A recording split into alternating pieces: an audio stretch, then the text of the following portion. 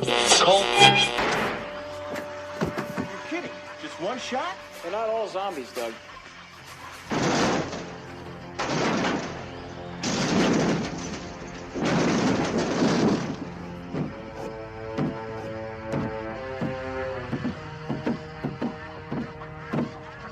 How do you fight this thing? Maybe we could drown it in A1 sauce. Well, sometimes that is better. The person you put up there ain't the person that comes back. It's a dance song to get down with. About 6 feet under. Get there. Ooh, I love this song.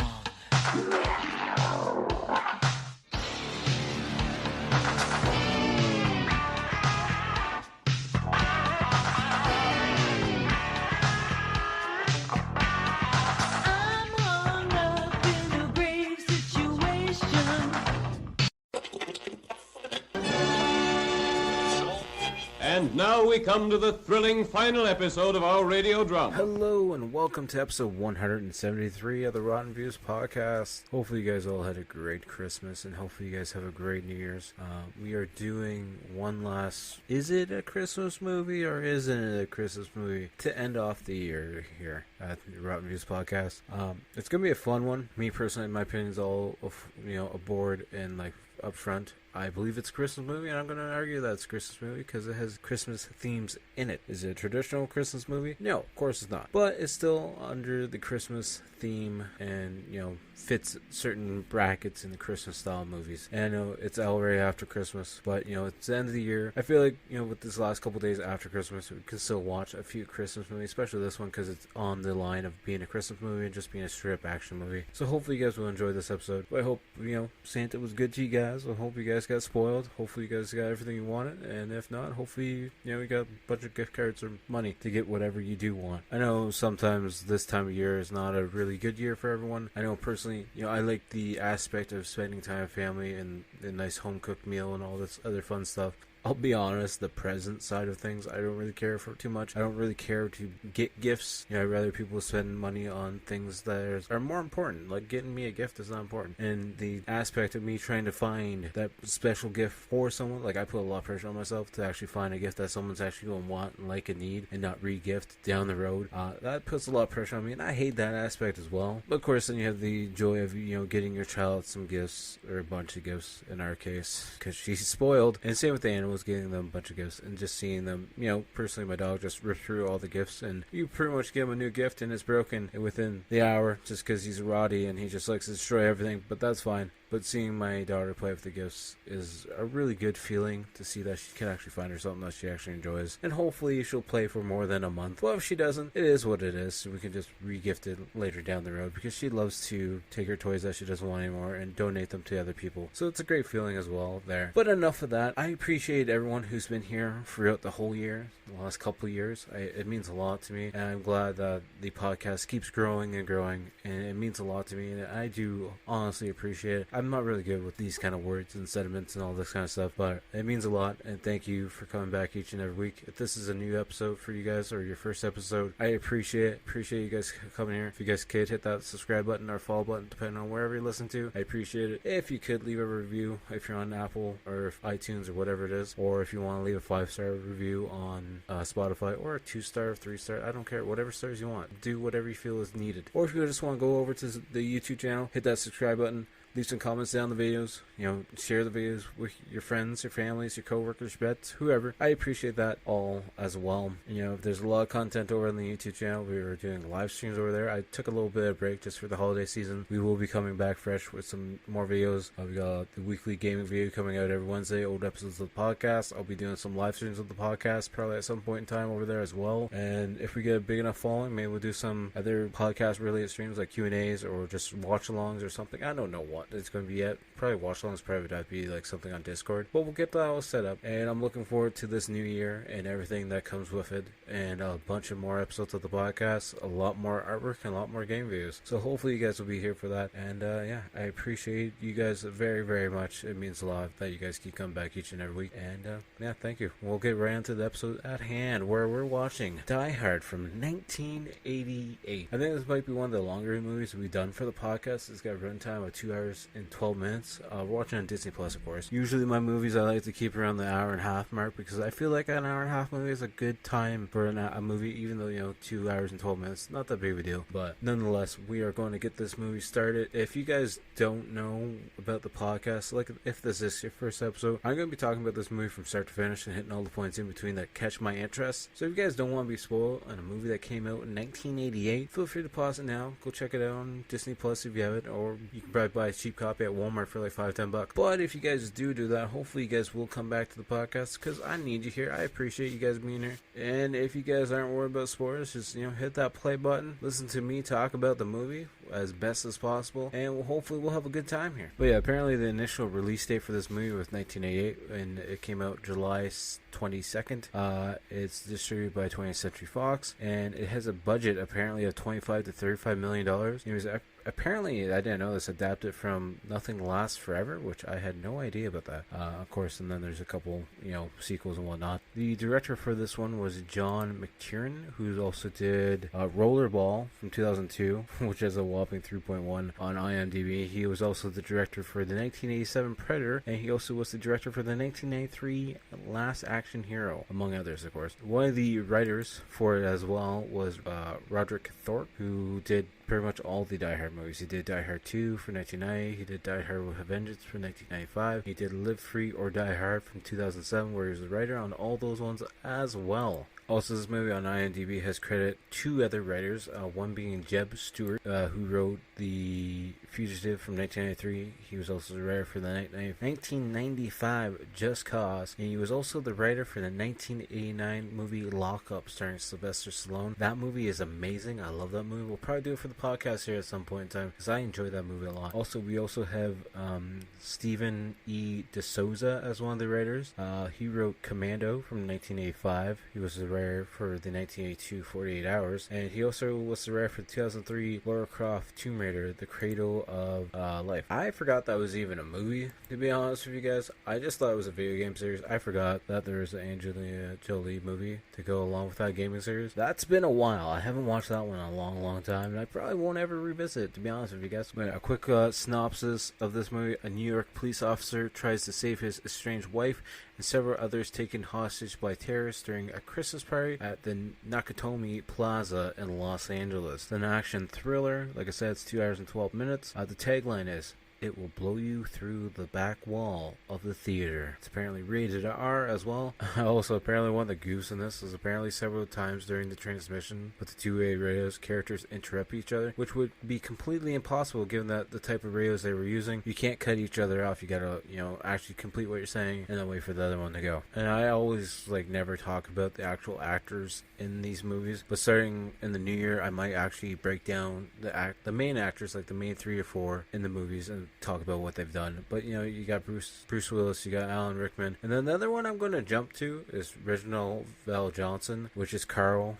from Family Matters. I'm a big Family Matters fan. I'm looking forward to the Family Matters animated Christmas special. I know it doesn't have anything to do with Carl, but I am a giant Family Matters fan, so I think it's nice seeing him in other movies or productions in general, to be honest with you. But with that being said, let's just get into the movie at hand. The reason why you guys are here, unless you got this on auto download and you're just playing for your new podcast episodes that came out on a Saturday afternoon, or if it's Monday or whenever it might be, we are getting ready to start the movie now. Presents Saturday Night at the Movies, the television series which each week brings you the finest in recent motion pictures. Tonight, Welcome to Los Angeles. Have a very Merry Christmas. So your lady live out here? About the past 6 months. Why'd you come with her, man? What's up? Because I'm a New York cop. Can't just pick up and go that easy. John, I missed you.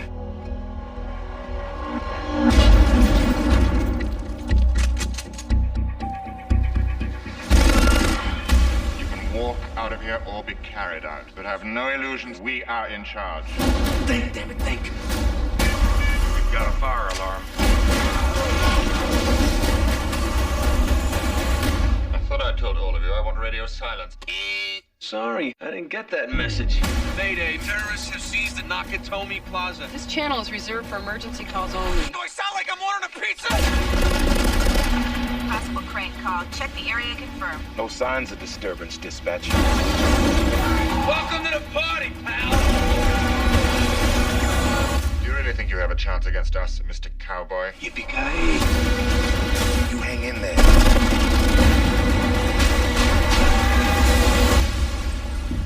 Come out to the coast. We'll get together, have a few laughs.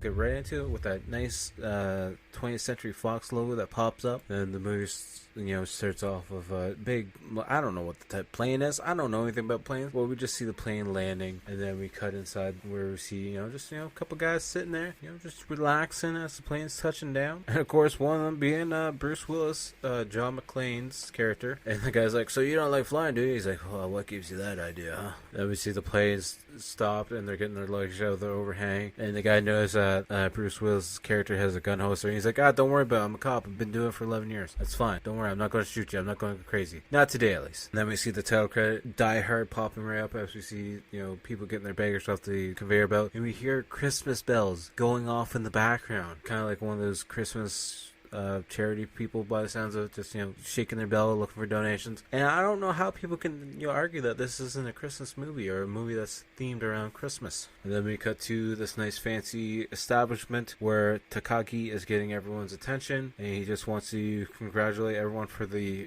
hard work they've done all this year, and saying how proud of everyone he is, because this is the best year that the Nakatomi Plaza has had. And I'm probably going to butcher a lot of names, not gonna lie, but he even says at the end of his speech, he's like, "I want to wish you guys all a Merry Christmas and a Happy New Year," which means that the setting of this movie would be Christmas, just so you know. Then we see Holly, John McClane's wife. She works at the Nakatomi Plaza, of course, and she's in her office. She's sending off her secretary, be like, "I'm feeling like Scrooge right now because you're still here working. Go off." And then the secretary's getting off her chair. It's like, "Do you think the little baby in my tummy," she's full pregnant at this point in time, "can handle some wine?" It's like, "Your stomach's going to burst soon." And of course we see Holly's just calling home, checking on the kids, and just be like, "So has my husband called yet? I'm not sure if he had enough time to call before his flight." And she's talking to the maid, the babysitter, Paulina, who's Mexican, who's apparently working overtime on Christmas Eve. Maybe. I don't know the exact setting. It's somewhere around Christmas. Then we find out at the airport, McClane's walking through, and we see Argyle holding a sign for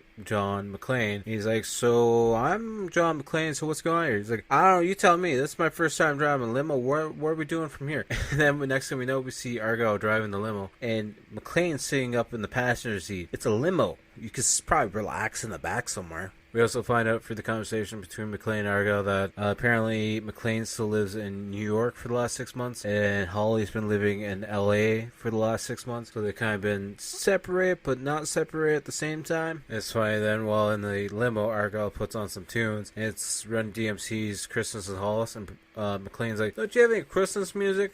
And Argyle's like, "This is Christmas music, man." And we find out Argyle's apparently a nice guy. He's like, "So I'll wait here actually in case you get in shit and you don't score. If you score, just give me a call. I'll just sit here and wait until I get the phone call. And in worst case, if you don't score, I'll take you to a hotel somewhere and we'll find you a place to stay for the night." And then McClane goes into the Nakatomi Plaza, goes over to the secretary, and he's like, "Just type her name into the computer here that's touchscreen, and it'll tell you where to go." And he types in McClane. Of course, nothing comes up. And then we find out Holly's using, it's like her maiden name before she got married to John. And the secretary guy at the front desk guy's like, "Just take the express elevator up to the 30th floor. They're the party people. They're the only last group here left in the plaza." And then we see McClane looking around to try and find Holly, but he can't find her. But then he sees Takagi, I believe? Yeah, Takagi. And he's like, "You must be McClane. How did you like her ride in?" He's like, "So I guess you had the limo set up for me?" "Yeah, just making you as comfortable as possible." Takagi and McClane go into the office to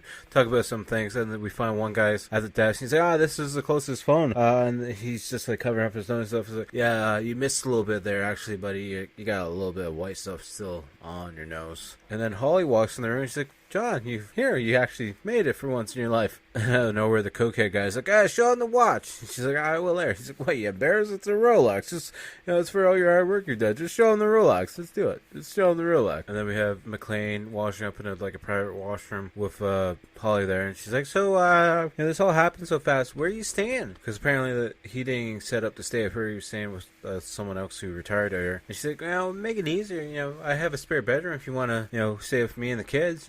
That they probably like that, And then McClane questions her about using a different last name, and she's like, well, it's a Japanese company, and I would be able to sell things better if they didn't think it was a married woman. And she's like, you are a married woman, and she's like, we had this talk last July. He's like, yeah, but we never actually finished this conversation, so how about we finish this conversation now? And then someone else comes in and interrupts them, because apparently Mr. Takagi's looking for Holly because she's supposed to give a speech to the troops to get everyone, pumped up for the new year, apparently. And then we see this big Ford shipping truck going down into the parking garage. Then we see this like Mercedes or maybe a Bentley, I'm not too sure, driving into the front area, and security guards kind of watching the cameras and doesn't think too much about it. And then you see this long blonde haired bad guy named Carl, and then I believe the other guy with him is Theo. They come right in, walk right up to the front desk person and shoot him right in the face, and then Theo gets on the system, yeah, we're in, and then the truck starts to back in the spot, and then next thing we know, we see this like hockey puck rolling through, and it blows up in front of this other guard, and then Carl just shoots the crap out of that guard as well. And then we see the back door of that truck opening up, and then we see a bunch of guys, and then Hans Gruber, Alan Rickman's character, all loading out of the back of the truck, bunch of briefcases and whatnot, getting ready to take over the whole plaza. And then we see Theo, messing around on the computer and pretty much putting the whole building down into lockdown position, where all the gates are all coming down, and he's locking everyone else out of the system so they can't override anything. And then after he's done locking everything out, he actually rips out the cords from underneath the computer and kicks one of the system boxes or hardware boxes, I'm not sure the breaker boxes, and just makes the whole system spark up, and then everything's apparently locked into place. And we see McClane in the washroom still waiting for Holly to come back. He calls down to Argyle, who's sitting in the back of the limo with the teddy bear, just jamming out to some music. He's like, hey, what's the verdict yet? He's like, I'm not honestly sure yet what's the verdict, to be honest with you. And then mid-conversation on the phone, the actual phone line goes dead, because the terrorists are now cutting off all the phone lines as well. Then we see Rickman and his guys coming out of the elevator, and then John's trying to use the phone again, but nothing works. And then we hear a bunch of gunshots going off, so he peeks out the door with a gun in hand, and he sees Holly, getting lost in the commotion, everyone running around scared for their life. It doesn't look like anyone's being murdered at the moment. They're just shooting off in the air to get everyone's attention and get them all crowded together. Then we see McClane running up this back exit of the staircase, going up to the 31st floor, barefoot, mind you. And he opens up the door and sees a bunch of other guys moving in security box. And he's like, I'm just going to shut that door and go up even farther to the floor that's not even fully finished yet, because we just see a bunch of metal beams and whatnot, work table and whatnot. Then we cut back to the part where everyone's getting crowded together, and the guy who's doing coke in the office is like, everything's going to be okay. Everything's going to be okay. It's going to be all okay. Everything's going to be fine. And then we have Hans getting everyone's attention. He's asking where Takagi is. And he knows all this stuff about him, where his parents came from, where he went to school, and all this other stuff. But he doesn't know what he looks like, which I thought was really weird, because they got these touchscreen computers that you can just type names in. He knows all this information about his background and whatnot, but he doesn't have one single picture of what this guy looks like. That's when Takagi speaks up. He's like, enough, it's me. He's like, nice to meet you. Let's go get acquainted as we go in the elevator. And then I'm also going to comment on your suit, because I think it's nice. And I know a lot of things about suits, apparently. And then they go to the main office where all the models are set up, and Hans gets really excited. He's like, I love this.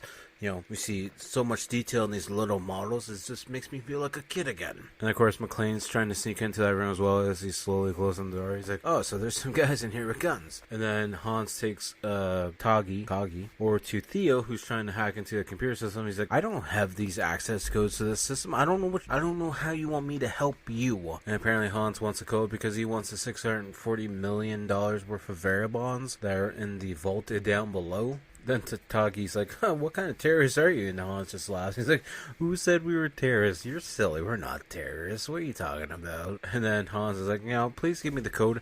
As for whatever reason, I'm going to take the silencer off my pistol for whatever reason. I don't understand why he's taking it off. I guess he just wants to take it off because he's like, I'm going to make this gunshot as loud as possible. Then Hans, in typical bad guy, persona, he's like, I'm going to give you to the count of 3 to give me the codes, and I really don't want to wreck that nice suit, but I will if you're not going to give me the codes. And then next thing you know, Takagi's brain gets blown off, and it's all over the glass door behind him. And McLaren just sees the blood go all over the place. He's like, oh shit. And then he goes to move out of the way because he's crawling underneath a table, and that's when he actually bumps his head on the table, and a bunch of the guys around the room are like, I heard a noise, where was it? And McClane's like, Argyle, he's saying it to himself, of course. He's like, Argyle, please tell me you heard those gunshots and you're calling the police. And then we cut to Argyle, who's just still back on the limo, blasting some music, be like, on the phone to some lady's like, yeah, of course I'm coming over late, I wouldn't hold you up. Then McClane's like, why didn't you stop him? He's talking to himself, he's like, you would have been dead too if you tried to stop him because there's too many of them. And then McClane's like, I see a fire alarm, like the overhead where the water comes out. So he sets that off, and then Hans gets the call about it, and we see McClane looking out the window, and we see the fire trucks showing up, and then Hans tells the security guards to call in, give the security number and whatnot, and cancel it. And then McClane sees the fire trucks, turning off their sirens and going away, and he gets pissed off. But then we see one of Hans's guys coming up to the top floor where the alarm went off, and then we have McClane hiding, so he doesn't get shot in the face. Also, the guy that's, working with Hans there at this point in time, who's trying to find McClane, he looks like a mixture of like John Boy Walton and Jeffrey Dahmer. Just putting that out there. But yeah, that guy knows that someone's up there. He's like, the line's been called off. You might as well just come down with everyone else because, you're safer that way and I won't hurt you. So again, he goes around where he thinks McClane's hiding and just literally starts shooting his gun. And no one's there, though. McClane lures the guy over with the sound of a power tool going off. And then the guy runs over, doesn't see McClane at all. So then McClane puts a gun at his head. He's like, freeze, I'm a police officer. He's like, you won't hurt me. You're a police officer. There's the rules you have to follow. McClane's like, yeah, that's what my sergeant keeps telling me. And then they start getting into a fight. And then next thing you know, we see them tuffling down the staircase. And the bad guy's knocked out or dead. One of the two. McClane picks up his head and looks at him. And his eyes are wide open. Well, there's no life in those eyes at all. So I'm assuming he's dead. And then we see McClane trying on the dead terrorist's shoes. He's like, 9 million terrorists in the world. And I gotta find one that's got feet smaller than my sister. So he kicks the shoes off. And then we see a Santa statue there as well. So, which means that this movie is set around the Christmas time. Then we see Hans sitting down with everyone. He's like, so I want this to be professional, nice and simple and easy. But of course, Mr. Takagi didn't see it that way, so he's not going to be joining us for the rest of his life. And then the elevator goes off. One of the guards looks behind him. And inside the elevator, we see sitting on a chair, dead, is that guy that McClane killed. And on the guy's sweater in blood, it says, now I have a machine gun. Then we see the long blonde-haired guy, Carl, losing his shit, flipping a desk over and whatnot, saying he wants blood, as Hans is trying to calm him down. Because apparently the guy that got killed is actually Carl's brother, and he's pissed off. He's like, just let's get into the vault first. The police will come. They'll try and negotiate, and you can use that whole time while they're trying to negotiate, tear this whole place apart, find who killed your brother, and you can have your blood then. Then we see McClane on top of the tower. He's on the helicopter landing area, and he's using that two-way radio to use Channel 9 to try and radio to anyone for Mayday because terrorists have taken over the Nakatomi Plaza. And of course, Hans and his guys hear this happening and they're like, go to the roof now. We gotta go to the roof now. And someone in the call system is like, I don't know who you are, but this channel is used for emergency systems only. McClane's like, no shit, lady. Do you think I'm trying to order a pizza here? There's terrorists taking over the plaza, and you need to come help me now. And then dispatch lady again is like, if this is an emergency, call 911, please. He's like, fine,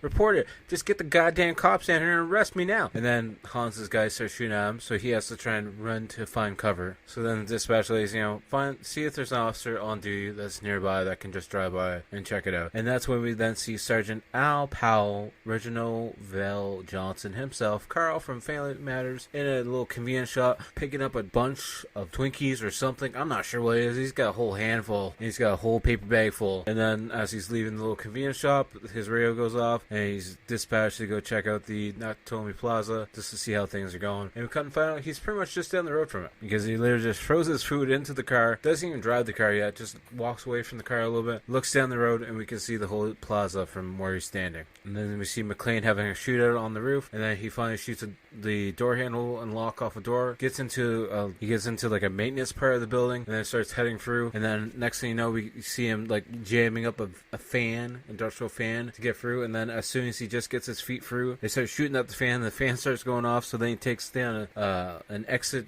ladder of some sort, and he's hiding in this industrial like vent system of some. And then the doors brings him back to this area where it's like power boxes. Where on the power boxes, someone put up naked pictures of ladies, and he's like, girls, it's good to see you guys again. And then we see John getting into the elevator shaft, and I think it's Carl, he's messaging back or radioing back to Hans, and Hans is like, awesome, well, just shut down the elevator shafts anyways and close it up, and he won't be able to get out at all. And John's trying to use the gun as like a support across the elevator shaft opening, like this little vent opening, and then we see him slowly trying to reach over to this other spot, but then the strap gives off, so then that's how he gets into duct vent system because he almost falls all the way down the elevator shaft. Then we see that iconic scene of him in the duct system with the lighter going, and he's going on. He's like, now I know what TV did feels like in the microwave. Then we see Carol. He has kind of like an idea of where he thinks John is hiding in the duct system, so then he just starts shooting his bullets all the way through the duct system. And luckily, they miss John, but like he's watching as the bullets are coming through the vent system, and some of them get pretty goddamn close to hitting him, which would have sucked and would have made the movie a lot shorter. Just saying. And then we see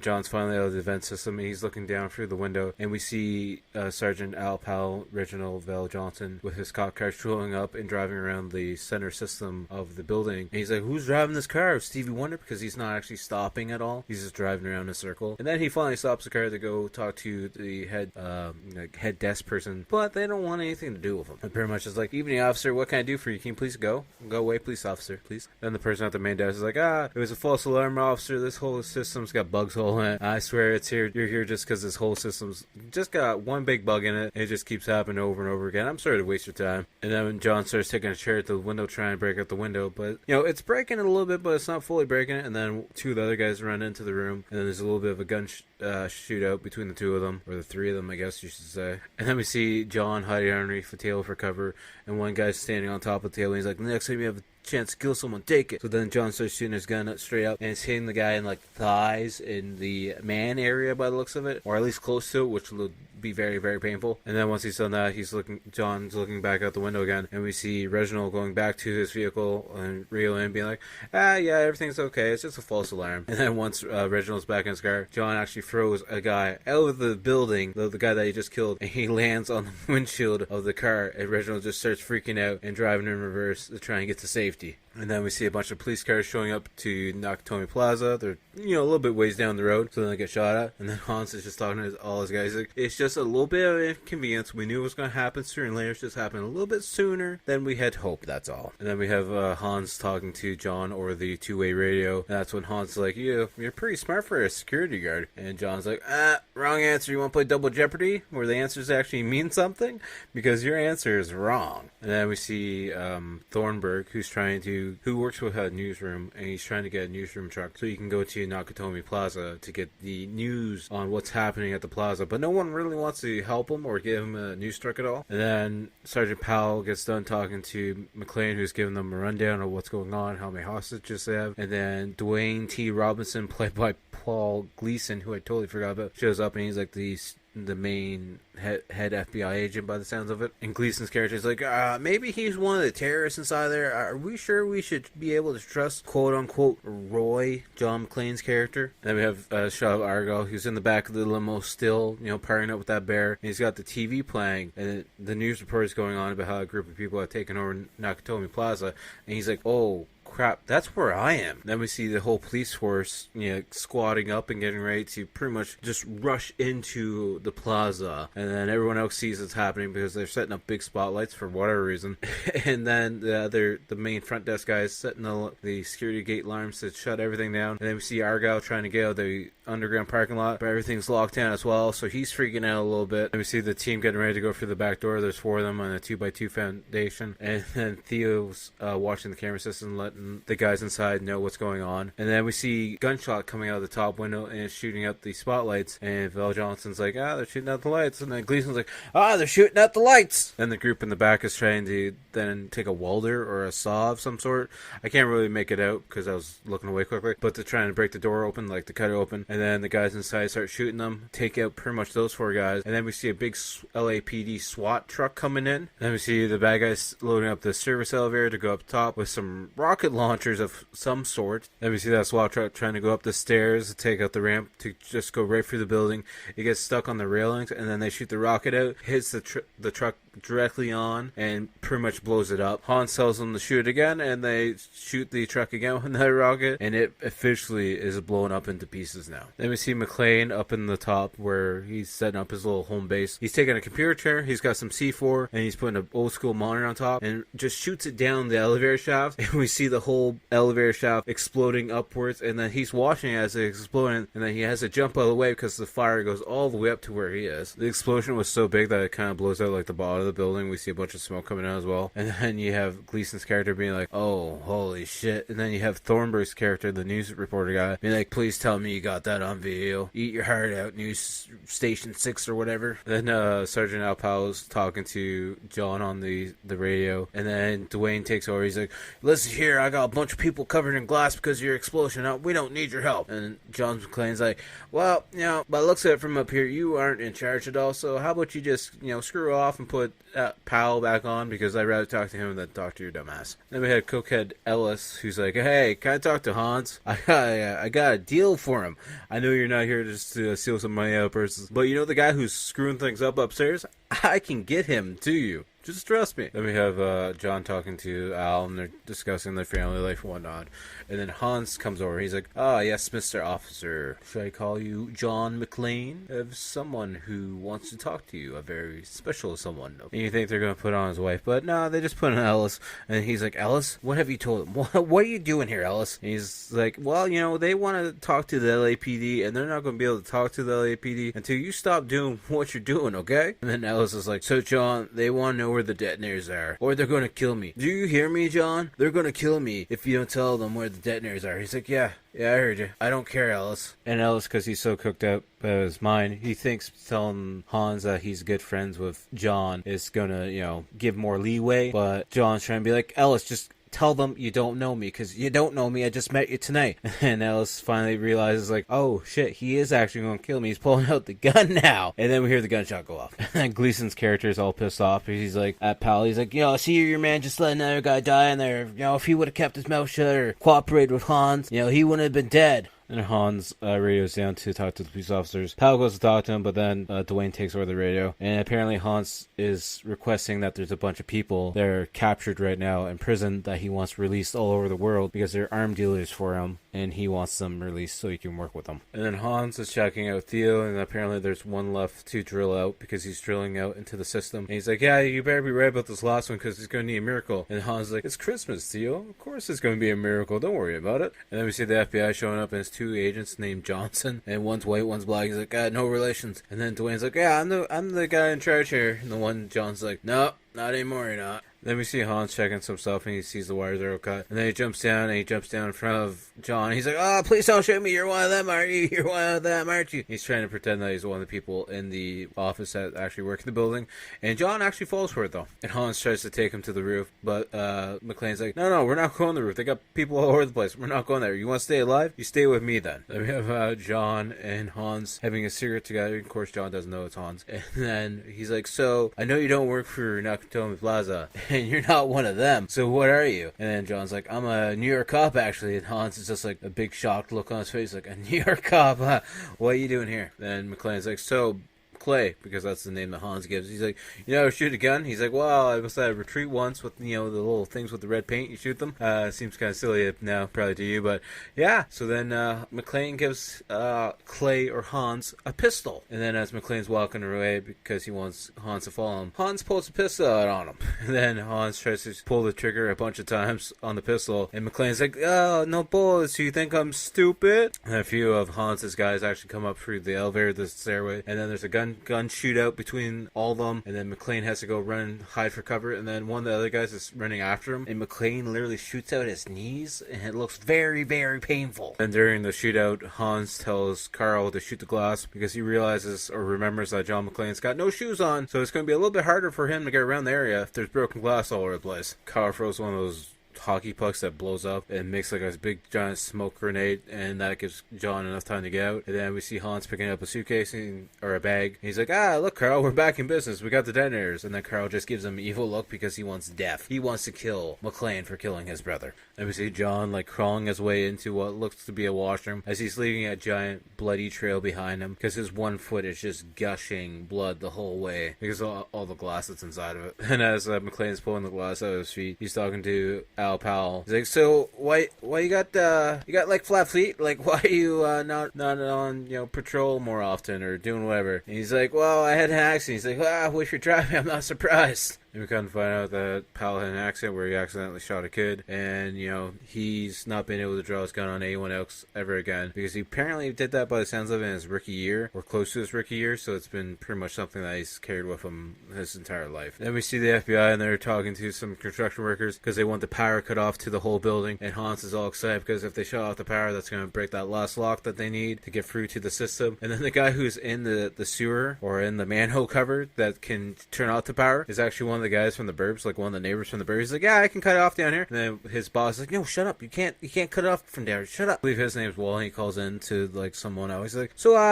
can you shut off the grid for 220 down here? And the guy starts yelling at him. He's like, yeah, I know it's gonna be my ass. And then we see Gleason's character. He's like, maybe we should call the mayor to see if this is okay to do. Like, we probably shouldn't actually be doing this. And he's like, yeah, just do it and get done with. So then they do shut off the power to it, and then the whole safe that they've been trying to get into the whole time, it actually opens, and we have some Christmas music starting to play, and everyone's just watching us. This bright light just comes out of the safe, and it's got like different like special ornaments and artifacts and everything inside of it.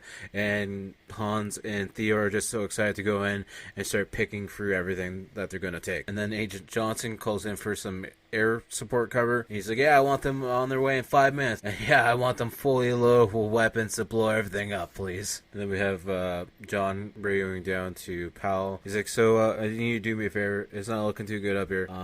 Just find my wife. Don't ask me how. You'll figure it out later. And just pretty much saying to tell her that he's sorry that it took him this long to realize that, he's sorry that he wasn't there to support her more and there to be there with her and the family. And he knows that he's made mistakes, and he just loves her, and he wants her to know that. And then we have Thornburg showing up at McLean's house and talking to the nanny, because he wants to talk to the kids by the looks of it. I don't know why. But then the nanny's like, no, you can't come in. He's like, all right, you either let me come in, or I'm going to call the Border Patrol or whatever and pretty much get you deported, okay? So you let me in now. So then McLean's like, I'm wondering why Hans was up on the roof. So then he goes back to the spot where he sees Hans for the first time, and he climbs up to the spot above higher, and that's when he realizes there's C4 all over the place. He tries to message down to Powell saying that there's C4 all on the roof and that they're going to blow the place up, and that's when he's then met with Carl, who's got a gun in his face, and then they start fighting on the roof of the building. And then as the helicopter's coming, Hans is getting ready to put his plan in motion, and then on the TV we hear Thornburg talking to Holly's kids, and that's when Hans is then realizing, oh, your husband is John McClane, Holly, huh? How shocking. Then at one point, McLean's fighting Carl, and he starts pounding him in the face. He's like, yeah, you should have heard your little brother scream while I was breaking his face. Then, of course, once McLean starts winning the fight, Carl grabs the gun that's on the ground and starts shooting at McLean and shoots him in the shoulder, and then McLean runs into another building on top of the roof to try and hide for a bit. Well, to hide to get cover to try and get advantage on the fight again. Then at one point in time, McLean and Carl are fighting up on the staircase, and then Carl starts to pull McLean's hair, so then McLean grabs a chain and wraps around Carl's throat, pushes him right off the ledge on the side of the stairs, and this chain has like a track that goes down, so then it goes all the way down the track and hits the wall, and we just see Carl hanging dead, of course. Then we see McLean getting to the roof. He shoots the Japanese guy that they have. He's in a bunch of other movies, always playing a bad guy. And then McLean's like, so where's Holly? And one of the pregnant ladies like, oh, they took her to the vault down on floor 30. And then McLean starts shooting in the skies towards the jet to try and warn them to get away, because the whole roof is rigged to blow up. And then we see John pulling out the fire hose from the roof and wrapping it around his waist, because he's going to use that to propel down the side of the building.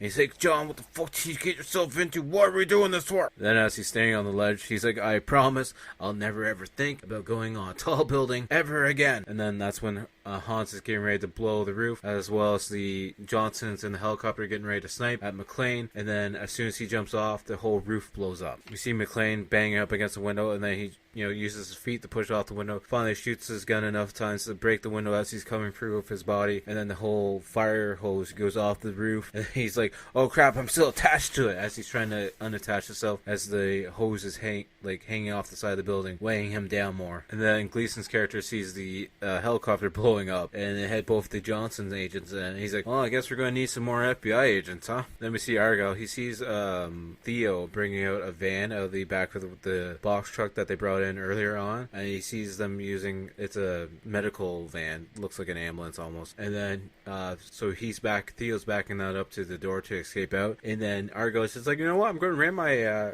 limo into this van to pretty much take it out of commission and knock Theo out in the process. And then we see a standoff between McClane as he's going up against Hans and one of his other guys, as they also have Holly. And McClane's like, "Hi, honey, how's it going?" As I limp because my foot's screwed up. I've been shot in the shoulder, and I've just been having a really bad day. And then McClane drops his gun because Hans tells him to. And then Hans takes his gun off of Holly's head. He's like, "What did you tell me before, yippee-ki-yay?" And McClane's just laughing because he has a gun taped on his back. He pulls his gun out, shoots Hans once, and Hans like stumbles back, but he's still holding on to Holly as he falls through the window. And Holly's like holding on inside still to Hans, and then McClane also shoots the other guy in the head. So then it's a struggle for McClane to try and get Holly's hand free as Hans is reaching up to shoot them again. And that's when we find out that Hans was just holding onto their watch. They undo the watch, and then we just see Hans falling out the window to his death. And then we see Gleason's character outside. He's like looking up as we see Hans falling out. He's like, "Sure hope that's not a hostage." And then we just see the debris all over the place at the bottom of the plaza, and there's papers going all over the place. There's rubble and everything. And then we see McClane and Holly coming out of the debris. And then we see Powell slowly walking up, and then he realizes he sees McClane now, the guy he's been talking to this whole time, going through this whole incident. And then the two of them just smile at each other, and then they have, a bro hug together where McClane looks like he's about ready to cry. Gleason comes over. He's like, "McClane, you got some talking to do. You got some explaining to do. Property damage and interfering with police officers." And then out of the rubble, we see Carl come up with his gun, and everyone starts screaming, and everyone starts ducking for cover. And then we see Carl get shot like 3 or 4 times, and then we pan in, we see Powell, Reginald Vell Johnson, holding his gun, and he's finally shot his gun for the first time in years. And then we see Argyle driving the limo through the gated area, and almost like Carl, Reginald Vell Johnson goes to point his gun at him, and McClane's like, no, he's with me, don't worry about it. And then Thornburg goes to talk to McClane and get his news report, and then he just gets punched in the face because McClane's not having anything to do with him. Maybe it was the wife. It was one of the two of them. And then Argyle's, as he's putting them in the limo, he's like, "This is your idea of Christmas. I really gotta be around you guys for New Year's." And then the Christmas music starts to play as Argyle drives them away. And then Let It Snow is playing in the background as the outro credits start to roll. And the movie is over. I gotta say, I gotta start watching this one a little bit more. It's been years since I watched this. I can't remember the last time I've actually watched it. But this is a solid action movie, and I really enjoyed it a lot. So hopefully you guys enjoyed it. For me, on the Rotten scale, I'm giving it 8.5 out of 10. I think it's a great movie, and you definitely should watch it at least once or twice a year. Maybe not twice a year. Once a year would probably be good, or maybe like once every 2 to 3 years would probably be good as well. So definitely go check it out if you haven't. It's on Disney Plus. All right, which brings us to the point in time where we gotta pick what we're gonna watch next week. We're gonna go back to the horror movies. This one's gonna be from 2005. It's not a good movie by any means. It's a silly movie. It's silly. Let's be honest. There's just like 3 of them as well in the series. I think. I could be wrong. I just remember the first one for the most part because it's got Jason Mewes in it for like 5 minutes maybe at the most. But yeah, we're gonna watch the 2005 horror action movie for an hour and 35 minutes. We're gonna watch Feast. Why? Just because I feel like doing it, and I think it'd just be a fun, silly movie, and it's just gonna be stupid. So maybe some people will listen to the podcast episode, maybe not, but hopefully 1 or 2 will. But with that being said, hopefully you guys had a great Christmas. Hopefully you guys have a great New Year's, and I look forward to this new year and all the new stuff we're gonna do for the podcast, all the new episodes we have planned out, all the new YouTube videos and everything else that we have planned out. And I just hope you guys have a great time, and thank you for making a great year here at the Rotten Views podcast and for the Typhonstein YouTube channel. I appreciate it very, very much, and I thank you guys for keep coming back each and every single week, and it does mean a lot to me. And hopefully